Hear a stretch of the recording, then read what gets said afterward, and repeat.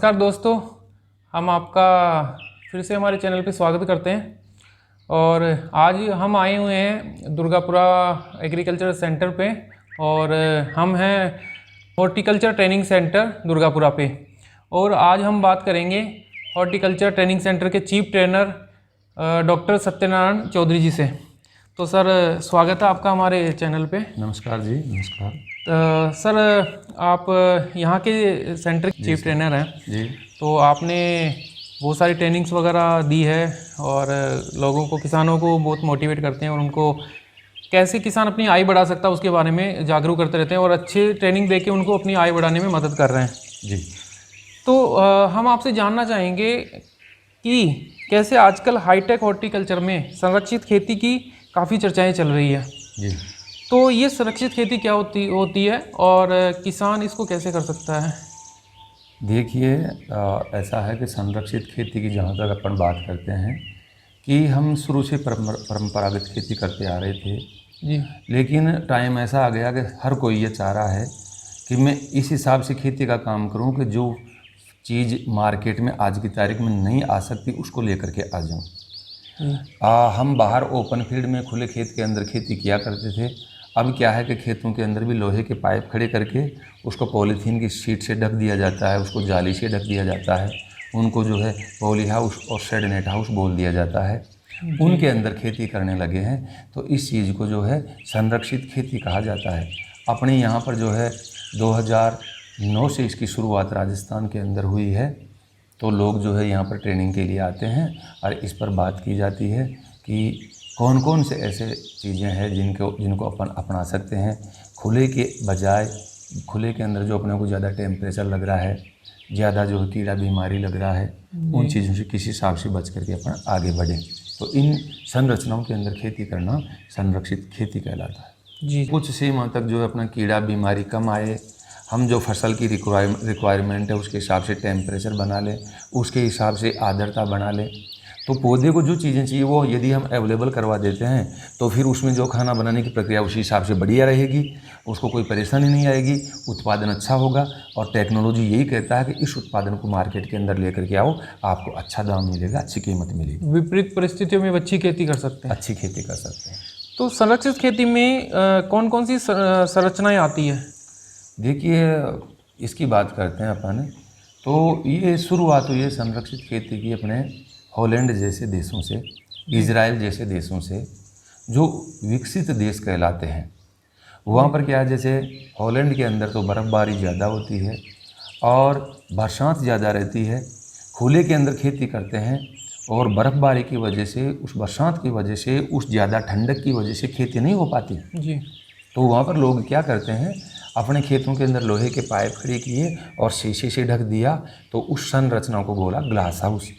अच्छा। उन्होंने glass house के अंदर खेती का काम स्टार्ट किया और जब उसके अंदर उत्पादन लिया तो बढ़िया आया।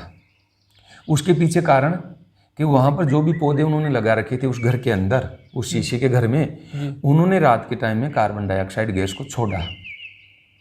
कार्बन डाइऑक्साइड गैस को छोड़ा तो उसकी मात्रा बढ़ी।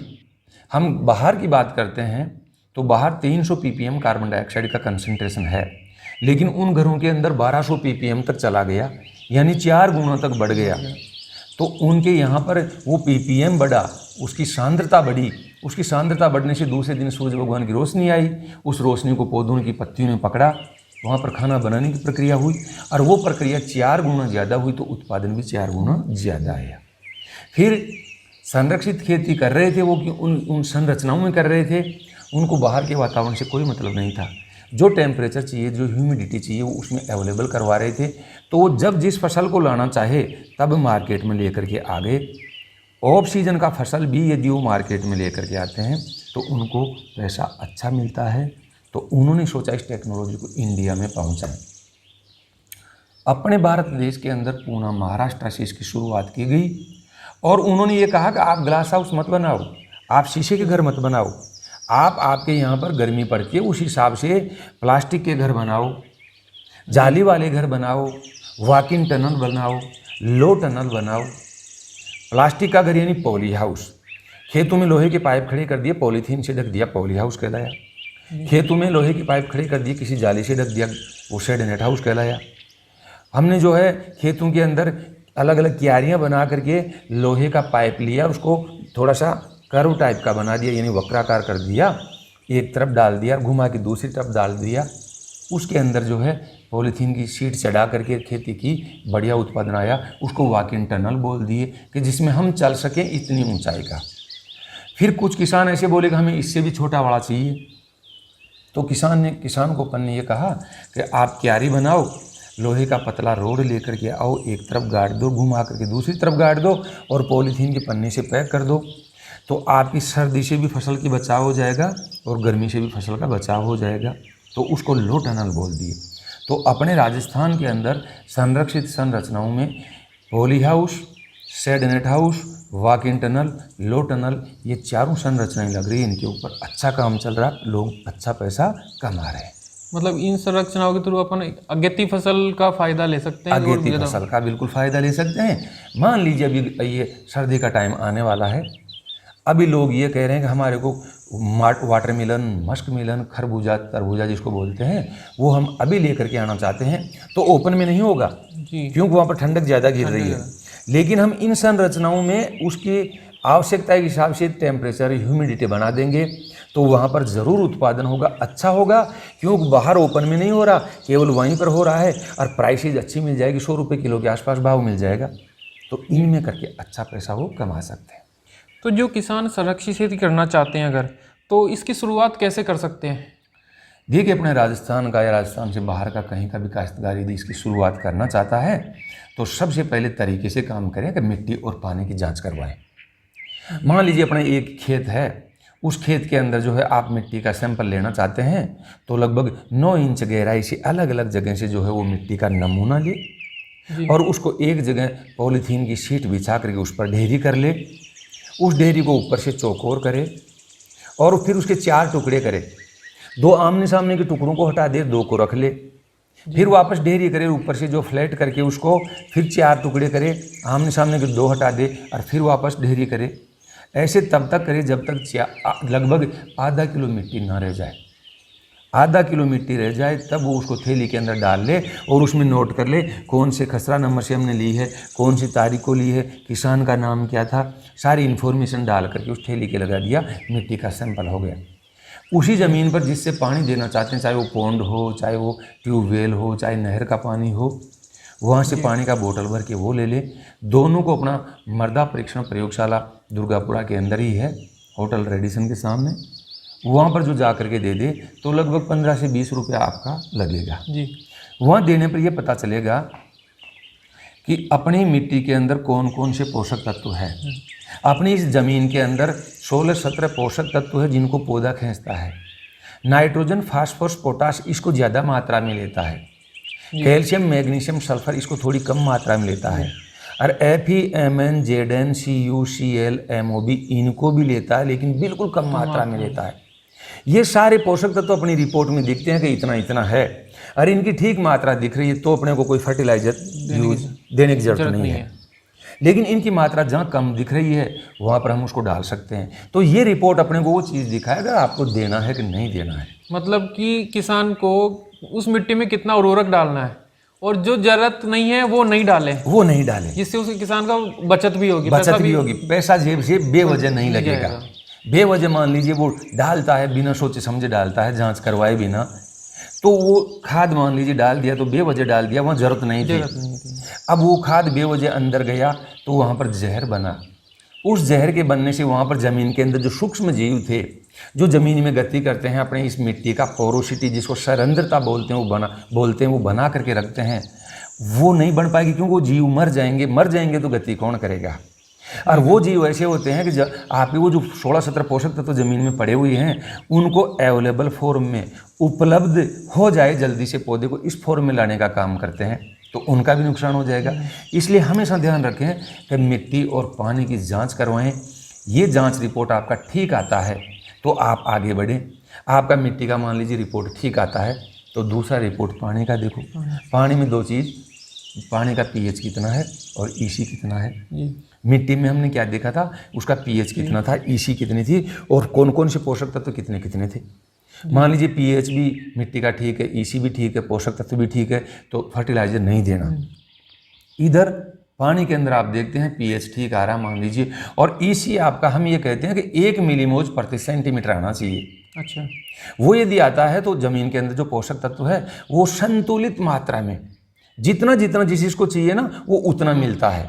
ये ऊपर नीचे जैसे ही होगा ना इसी, तो कुछ ज़्यादा जाएंगे कुछ कम जाएंगे, तो वहाँ पर डिफिशियंसी या टॉक्सिसिटी शो होने लग जाती है, वो दिखने लग जाती है। इसलिए पानी का ईसी देख लें कि 1 मिलीमोल प्रति सेंटीमीटर के आसपास है, तो इसका मतलब ये हो गया कि ये हमारा पहला रिपोर्ट हो गया, और ये रिपोर्ट हमारी सही आई तो हम फिर इस पर नेक्स्ट जा सकते हैं। तो अब दूसरा कागजात आप तैयार करो, जमाबंदी, नक्शा ट्रेस, आपकी फ़ोटो, आपका आधार कार्ड, आपके कौन से बैंक में खाता है उस पासबुक का जो है कॉपी, ये सारे कागजात आप इकट्ठे करके ई मित्र वाले के यहाँ पर जाएं, उसको कहें भैया उद्यान विभाग के तहत मुझे जो है सब्सिडी लेना है। अब सब्सिडी किसका लेना है, ई मित्र वाले को बोलते हैं, तो ई मित्र वाला कहेगा कि इसमें तो ये लिखा हुआ आ रहा है कि पॉली हाउस पर लेओगे, एक शेड नेट पर लेओगे, एक वॉक-इन टनल पर लेओगे, एक लो टनल पर लेओगे, ऐसी कई चीज़ें हैं। अच्छा। तो किसान बता देगा मुझे पॉली हाउस लगाना, तो पॉली हाउस पर टिक करते ही जो है वो वहाँ पर दर्शा देगा कि इनको पॉली हाउस लगाना है। फिर वो एरिया पूछेगा, ऐसे टोटल इन्फॉर्मेशन वो कंप्लीट कर देगा। तो बाद में एक जो है लेटर निकाल देगा वो, और वो लेटर निकालेगा तो उसमें सारी इन्फॉर्मेशन आपकी आ गई जो आप दिए हैं, और फिर आप इस फाइल को लेकर के उप निदेशक उद्यान अपने दुर्गापुरा जयपुर में जो ऑफिस है वहाँ पर डिपॉजिट करा दो। आपकी बारी का इंतज़ार करो, जैसे ही बारी आपकी आती है आपके वहाँ पर ग्रीन हाउस लग जाएगा। तो कहने का मतलब ये हुआ, सबसे पहले मिट्टी पानी की जांच कराओ, सारे कागजात तैयार करो, ई मित्र वाले के यहाँ पर जाओ, फाइल को ऑनलाइन कराओ, और आपका जब नंबर आता है तब आप जो है पॉली हाउस लगवाओ। तो इसमें जो सभी को जयपुर ही आना पड़ेगा, जैसे जयपुर से बाहर हैं तो अगर वो उनको कहाँ, अगर जयपुर आना है या फिर वो कहीं भी और भी उनके वहीं पे भी उस जिले में भी करा सकते हैं? जी बिल्कुल, जैसे मान लीजिए जो जिस जिले का है, अपने जयपुर डिस्ट्रिक्ट के जितने भी लोग हैं वो अपने उप निदेशक उद्यान दुर्गापुरा जयपुर यहाँ आएंगे। जी। टोंक जिले वाले हैं वो सहायक निदेशक उद्यान टोंक में जाएंगे। दूसरे जिलों के जो है वो उनके सहायक निदेशक उद्यान के यहाँ। अपने पूरे राजस्थान के अंदर 4 जगह ऐसी है, कोटा, जयपुर, अपना उदयपुर और जोधपुर, जहाँ पर उप निदेशक उद्यान बोला जाता है, डिप्टी डायरेक्टर हॉर्टिकल्चर, और बाकी सब जिलों के अंदर सहायक निदेशक उद्यान है। तो उन ऑफिसों के अंदर वो अपने कागजातों को जो जमा कराए, फाइल को जमा कराए, इसका फ़ायदा ज़रूर लें। जी बढ़िया। तो वर्तमान में उद्यान विभाग में किन किन पर अनुदान दिया जा रहा है, कौन कौन सी स्कीम योजनाएं हैं जो किसान को उसका फ़ायदा ले सकता है? अपने देखिए बात करते हैं उद्यान विभाग की, तो जैसे एग्रीकल्चर एक सब्जेक्ट है अपना जी। इस एग्रीकल्चर सब्जेक्ट में अलग अलग ब्रांचेज है, उसमें उद्यान विभाग आता है। तो अपने एग्रीकल्चर के अंदर जैसे गेहूं, जौ, जवार, बाजरा, इन पर बात करते हैं। फिर एनिमल हस्बेंड्री मान लीजिए है तो गाय, भैंस, बकरी वगैरह इन पर बात करते हैं। अपना जो उद्यान विभाग है इसमें हॉर्टिकल्चर, अपने सब्जियां, फूल और जो है आपके फल, इनकी बात करते हैं। अच्छा। और इस उद्यान विभाग में आते हैं तो फिर इसमें अलग अलग योजनाएं हैं। जैसे पहला पॉली हाउस के ऊपर जा सकते हैं, दूसरा शेड नेट पर जा सकते हैं, तीसरा आप जो है वॉक-इन टनल पर, चौथा लो टनल पर, कोई बगीचा लगाना चाहता है तो वो जा सकता है, कोई पौंड खुदवाना चाहे तो उस पर जा सकता है, कोई सोलर की प्लेट लेना चाहे उस पर जा सकता है, कोई वर्मी कंपोस्ट का यूनिट लगाए तो उस पर जा सकता है, कोई प्याज भंडारण करना चाहे तो उस पर जा सकता है। जिसने बगीचा लगा रखा है उसको एक ट्रैक्टर भी मिलता है छोटा, वो उसके ऊपर जा सकता है। जैसे कुछ लोग मिल करके काम करते हैं समूह में, किसान लोग आपस में समूह बना लिया और समूह में एक साथ काम करते हैं। ये कहते हैं कि अपने माल को एक साथ मंडी पहुंचाना है, तो उस समूह को रीफर वैन भी दिया जाता है। अपने जैसे घर के अंदर फ्रिज रहता है वैसे ही एक गाड़ी जिसमें टेम्परेचर वगैरह मेंटेन रहता है, अपने माल को उसके अंदर रखो जो ज़्यादा जल्दी खराब हो जाए, है ना, जैसे फ्लावर्स वगैरह है, इस टाइप की चीज़ें जल्दी खराब हो जाए उनको उस गाड़ी के अंदर रखो, उस समूह के नाम से वो गाड़ी अनुदान पर आपको मिल जाएगी और मंडी में माल पहुंचा दो, तो उसको रीफर वैन बोलते हैं, उस पर भी सब्सिडी है। कोई ये कहता है कि मेरे फार्म हाउस पर जितना भी प्रोडक्शन आ रहा है उसको मैं एक कमरे में ले करके छटनी करना चाहता हूँ, ग्रेडिंग पैकिंग करना चाहता हूँ जी, तो उसको पैक हाउस के लिए भी सब्सिडी मिलती है, अनुदान मिलता है। अच्छा, किसान को एक कमरा मिलेगा 6 बाई 8 मीटर साइज़ का, वो इंटीग्रेटेड टाइप का भी हो सकता है, सीधा सीधा भी हो सकता है, उसमें तोलने की मशीनें भी हो सकती है, टेबल्स भी हो सकती है, उसमें कैरेट्स वगैरह भी हो सकता है, उस पर भी जा सकता है। कोई ये कहे मैं जो है वर्मी कंपोस्ट का यूनिट लगाता हूँ, उस पर जा सकता है।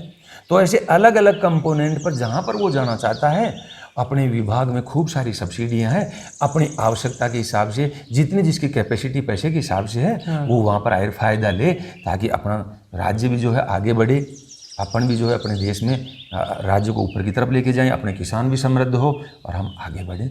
इनको फ़ायदा लेना चाहिए। तो इसमें जैसे जो अनुदान रहता है, सब्सिडी रहती है, वो कितने तक मिल जाती है? जैसे पोली हाउस की बात करें तो अगर जैसे मान लीजिए अपन पोली हाउस की बात करते हैं तो पोली हाउस की छोटी छोटी इकाई है 1008 स्क्वायर मीटर एरिया, आधा बीघा जमीन, लगभग यूँ मानो आप आधा पौन बीघा जमीन जी, यहाँ से शुरुआत कर सकते हैं।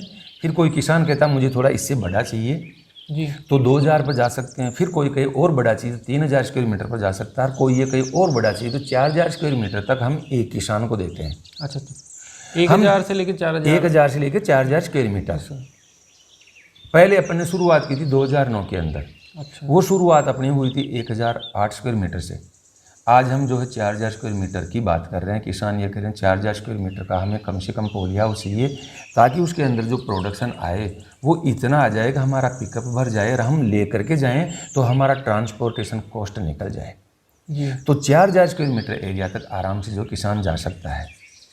अब 1008 स्क्वायर मीटर को लगाता है तो उसका कॉस्ट आता है 935 रुपया प्रति स्क्वायर मीटर, प्रति वर्ग मीटर का। तो 1008 स्क्वायर मीटर में है तो 9,35,000 का खर्च आएगा।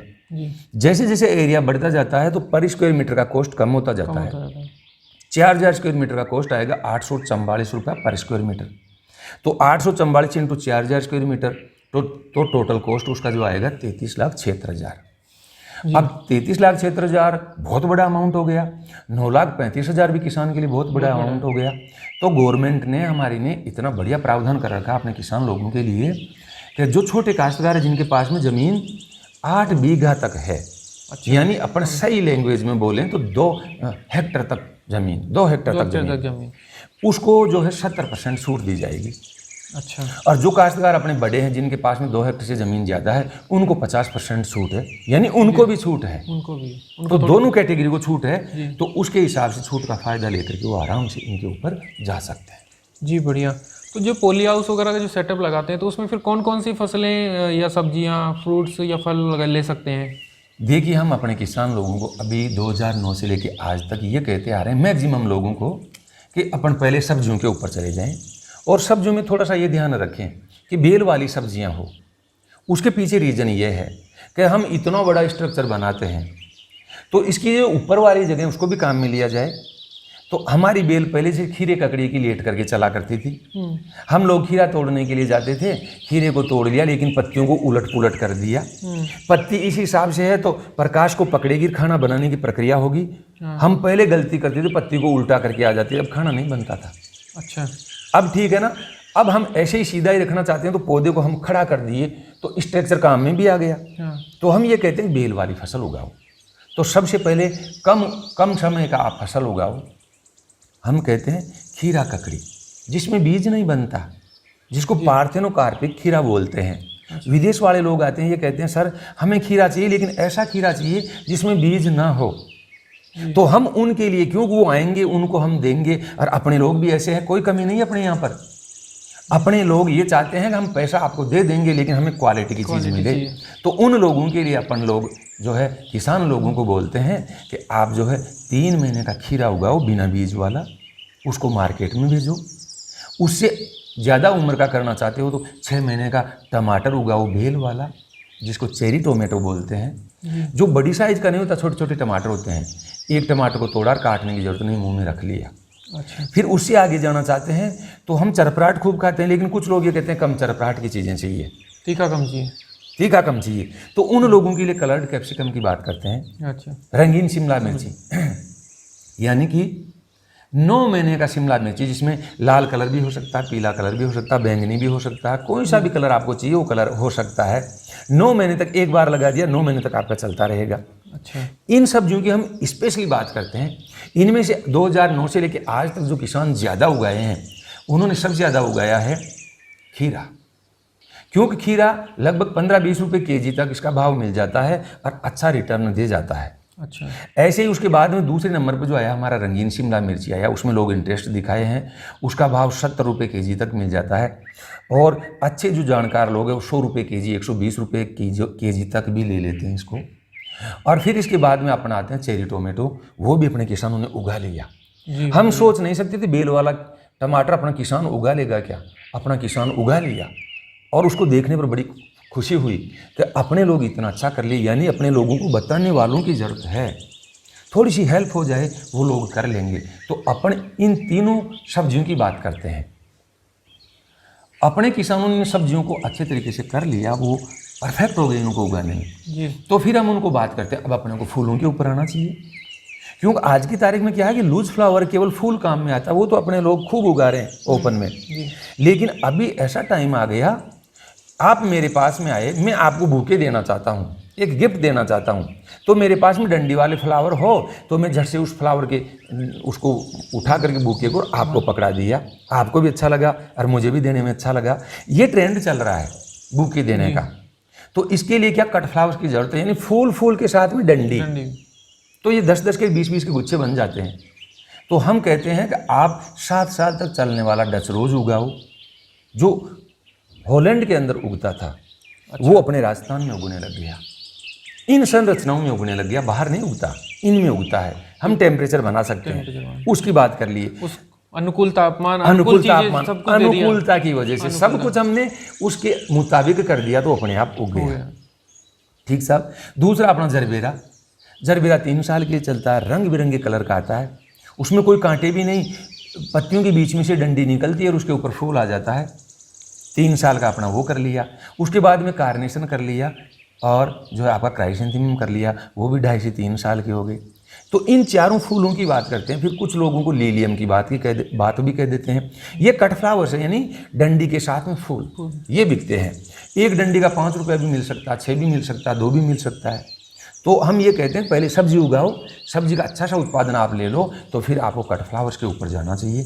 तो अपने लोग कट फ्लावर्स भी कर रहे हैं, जरबेरा भी अच्छा कर रहे हैं, डच रोज भी अच्छा कर रहे हैं जी।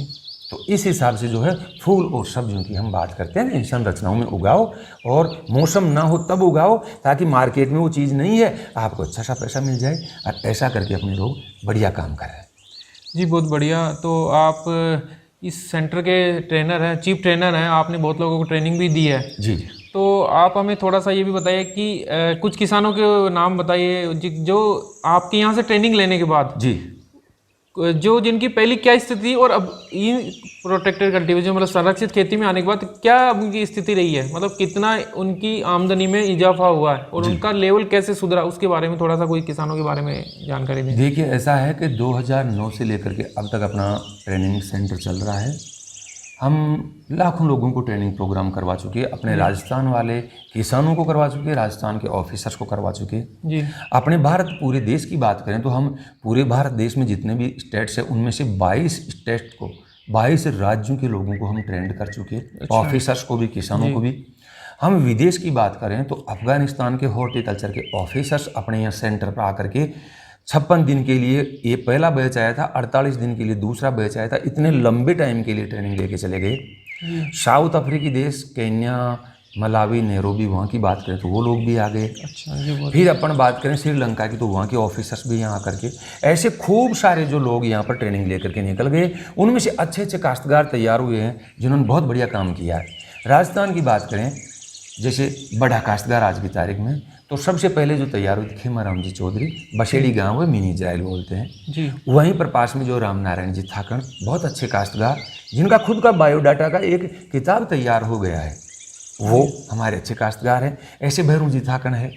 ऐसे कालक की साइड में जाते हैं तो गंगाराम जी सेपट है। अच्छा। एक अपने यहाँ इधर बशेड़ी के अंदर यादव साहब है, कानाराम जी यादव है। एक अपने जो है निठारवाल साहब है, गंगाराम जी निठारवाल। कालक में गंगाराम जी सेपट है। ऐसे अपन जो है सावरदा इस साइड में, दूदू साइड में जाते हैं तो अपने जो है राम नारायण जी चौधरी है। ऐसे ही अपन अलग अलग जिलों में जाएं तो गोपाल जी चौधरी अपने अजमेर के अंदर है। राजसमंद में जाते हैं तो अपने मोती सिंह जी रावत है।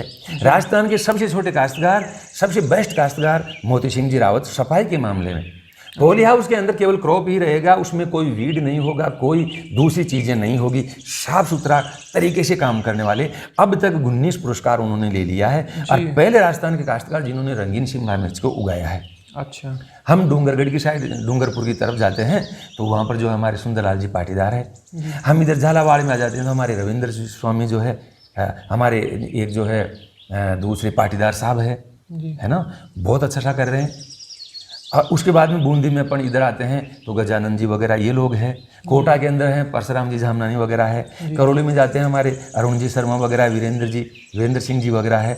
ऐसे अलग अलग जिलों में जहाँ जहाँ जाते हैं बहुत अच्छे अच्छे काश्तकार हमारे। मतलब आपके जो जिन्होंने ट्रेनिंग दी है हर जगह फल फूल रहे हैं पूरे राजस्थान के अंदर अलग अलग जगह बहुत अच्छे तरीके से। और वो जब फलते फूलते हमें अच्छा लगता है, वो जब अच्छा करते हैं हमें इसलिए थोड़ा सा अच्छा लगता है कि हमने जिनको पढ़ाया उन्होंने अपनी बात को मान करके उसको अपने फील्ड पर अप्लाई किया है और उसका रिजल्ट अच्छा आया है। तो हमें अच्छा लगता है तो हम थोड़ा सा और जान लगा कर उनको पढ़ाने की कोशिश करते हैं।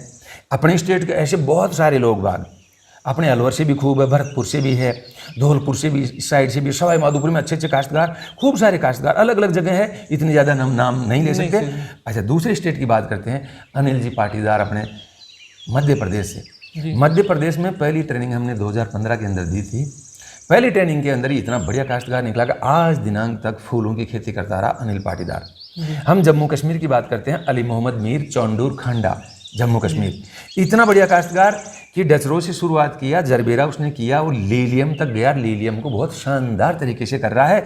और उसके बाद में ट्यूलिप हॉलैंड के अंदर होता है और अपने यहाँ पर हिमाचल में और जम्मू में हो सकता है। उन्होंने जम्मू के अंदर बहुत शानदार तरीके से किया। हम कुल मिलाकर के कह सकते हैं अपने किसान बहुत अच्छे लोग हैं, अपने पूरे देश के अच्छे लोग हैं। हम अपने लोगों को सही तरीके से अपनी बात को पुटअप करें, वो ज़रूर मानते हैं, आगे बढ़ते हैं। मेरा मानना है उनका हेल्प अपने को करना चाहिए ताकि वो अपने स्टेट को ऊपर की तरफ लेकर के जाएं, अपना सबका नाम रोशन करें। समय बदलाव का है, किसानों को अपनी पारंपरिक जो खेती है उसके साथ साथ में सुरक्षित खेती की तरफ भी आना होगा जिससे उनकी आमदनी बढ़ सके। टेक्नोलॉजी कह रहा है कि मुझे पकड़ो, जल्दी पकड़ो। हम किसी बात को कहें कहते ही पकड़ ले, इसका मतलब वो इनोवेटिव काश्तकार। हम बार बार कहते रहे फिर भी नहीं पकड़े, इसका मतलब वो लेट एडेप्टर्स, यानी सबसे लास्ट वाली लाइन में। तो लास्ट लाइन में नहीं रहना, इनोवेटिव में आना है। अब आप लोग जो है जैसे अपने इस वीडियो के माध्यम से जो है लोगों को कुछ मैसेज देना चाहते हैं तो ये एक आप पुण्य का काम कर रहे हैं, एक अच्छा काम कर रहे हैं। अपने लोगों को इस चीज़ को देख करके जो है आपसे नई नई जानकारी आप जहाँ से भी जुटाते हैं, जहाँ से भी लेते हैं, उसको देख करके उसके ऊपर जाना चाहिए और उससे उनको फ़ायदा होगा। आपने इतना सा देखा, थोड़ा बहुत मैं भी मेरी तरफ से जो है इसमें भागीदारी निभा दूँ। तो आपको भी जो है अपने लोगों के साथ में लॉट ऑफ थैंक्स करता हूँ कि आप भी जो इस टाइप की चीज़ें अपने लोगों को प्रोवाइड करवाते हैं। हम लोग यहाँ पर क्लास में करवाते हैं, आप लोग इन चीज़ों के माध्यम से, आपका जो मीडिया है इसके माध्यम से करवाते हैं। तो आपका तहे दिल से मैं आभार व्यक्त करता हूँ। सर धन्यवाद बहुत बहुत आपका, आपने समय दिया। और आपसे फिर हम और बात करते रहेंगे, और भी जो सरकारी योजनाएं और भी कोई जो ट्रेनिंग के रिगार्डिंग आपसे मिलते रहेंगे जिससे किसानों का भला और किसान की तरक्की हो। धन्यवाद सर। नमस्कार।